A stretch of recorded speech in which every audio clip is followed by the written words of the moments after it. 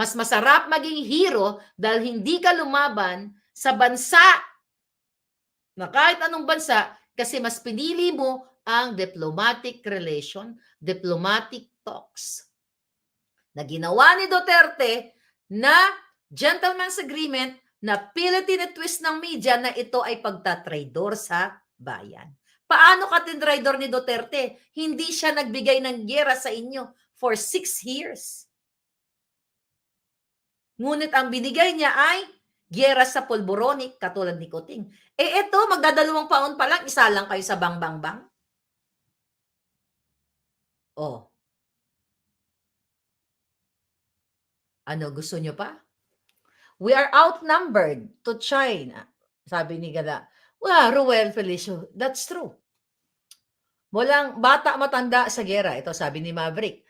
Walang batang matanda sa gera. Take note, hindi ito pabaman ng paba ng missile at drone ang paliparin papunta dito. Yeah, nuclear. Wala na nga building at bahay sa Ukraine, winasak na ng mga drone ng Russia, sabi ni Grace. Yeah, gusto niyo ba yung nakikita niyo sa Ukraine? You open your mind. Ito suntukan lang. Hindi ito boxing. No, pare, suntukan tayo kasi nagalit ako sa iyo. O ganun. O hindi ito bungangaan lang ng kapitbahay na Tapos after that, bati na kayo. No. Seryoso ito mga kabalangga. Madidisplace kayo. Makukrung-krung kayo mga sundalo natin, mauutda ng kamot, ng tiil, ng ulo, tanan-tanan, lahat. You know?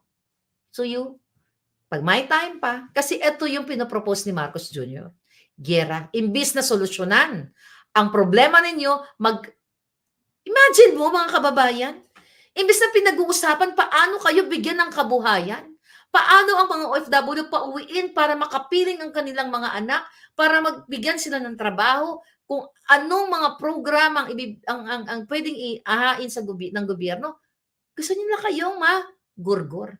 Kasi lahat yan na mga nakapaligid kay Kuting, kapag hindi uncontrollable na, goodbye my love na kayo. Kaya nga sabi ko sa inyo, mga sir, mga ma'am, saan kayo tatakas? Sa bukid? Hindi ka makalipad. Kasi una, wala kayong passport, wala kayong pamasahe. Kahit yung ordinary sundalo o polis, pwede ka bang magsabi na dahil polis ako, arkilahin ko ang isang buong eroplano. Or akin na yung isang, wag mo nang arkilahin di ba? Akin na yung buong eroplano, tatakas na kami magpamilya. You cannot do that. You don't have that power. But Marcos Jr. and Lisa Tanas and Tambaloslos and the rest of the jejemons sa politiko, they can do that. Ngayon pa nga lang, bumibili sila ng mga properties sa Amerika, sa Paris, sa Europe, kung saan-saan. Ngayon kayo, binabala sa kanyan. Kaya nga ang question ko sa inyo, anong gusto nyo?